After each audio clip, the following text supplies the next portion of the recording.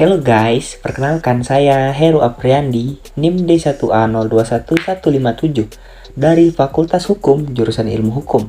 Jadi nih, di sini saya bakal menjelaskan apa itu interaksi sosial. Langsung saja kita mulai ya. Ya, interaksi sosial. Manusia tidak luput dengan perannya sebagai makhluk sosial yang tak pernah lepas berinteraksi. Tidak hanya dengan pembicaraan hal yang penting, namun pembicaraan ringan terkadang interaksi sosial menjadi hal yang sangat penting untuk menambah informasi. Langsung saja nih, kita mulai dari yang pertama dulu ya.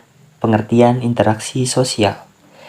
Interaksi sosial berasal dari kata interaksi, yang artinya tindakan yang terjadi secara dua orang nih atau lebih, dan juga sosial yang berarti mencangkup saling berkesinambungan atau bekerja sama seperti halnya manusia merupakan makhluk sosial yang tidak bisa hidup sendiri.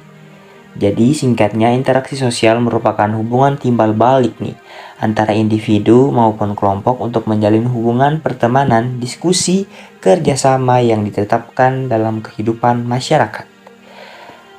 Nah, dari pengertian di atas kita juga ada pengertian interaksi sosial nih menurut para ahli. Pengertian yang pertama nih kita ada dari Bapak Swejono Swekanto. Bapak Swejono Swekanto berpendapat bahwa interaksi sosial adalah proses sosial yang berkaitan dengan cara berhubungan antara individu dan kelompok untuk membangun sistem dalam hubungan.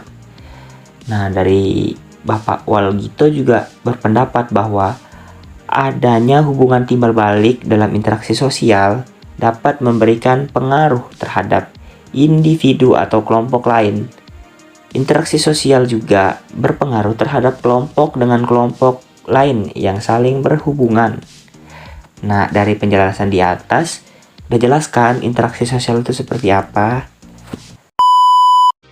Sekarang di sini kita akan lanjut ke ciri-ciri interaksi sosial. Menurut sosiologis Charles P. Lomis, ciri-ciri interaksi sosial yaitu 1. Jumlah pelaku lebih dari seorang bahkan lebih. 2. Adanya komunikasi di antara para pelaku dengan menggunakan simbol-simbol.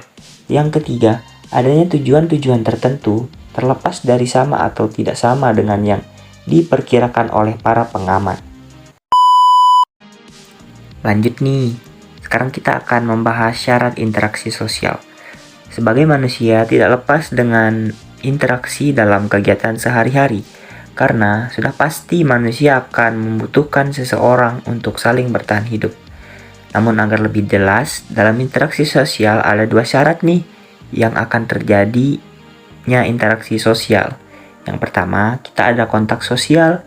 Dalam pengertian sosiologi, kontak sosial tidak hanya berinteraksi melalui tatap muka saja, namun ada pun melakukan kontak tanpa bertemu, seperti informasi melalui radio, telepon, bahkan surat elektronik. Ini termasuk interaksi sosial yang sudah berkembang di zaman yang luas. Yang kedua nih, ada komunikasi.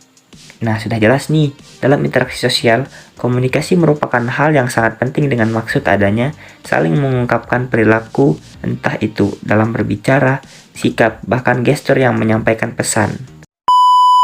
Terima kasih sudah menonton video saya. Saya Heru Apriandi pamit undur diri. Terima kasih.